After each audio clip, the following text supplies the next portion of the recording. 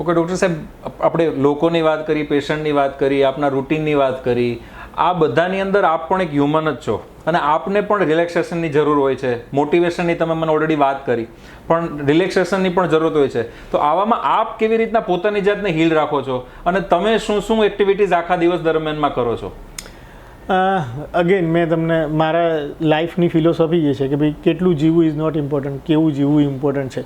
સો ધારો કે હું આટલી મહેનત કરું છું, ધારો કે આપણે સરખું અર્નિંગ કરીએ છીએ અને જો એ આપણી પાછળ ના વાપરીએ તો પછી એ અર્નિંગનો કોઈ મતલબ બનતો નથી. So our most preferred time for surgery is morning and afternoon.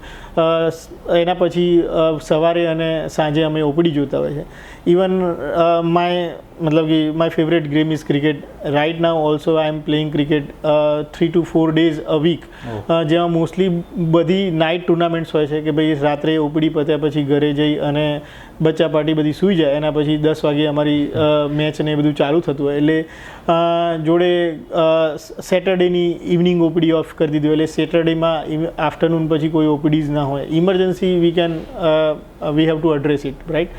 પણ OPD is something like that કે ભાઈ તમારા ઓફિસ અવર હોય છે. અત્યારે right now we are moving towards 5 days a week.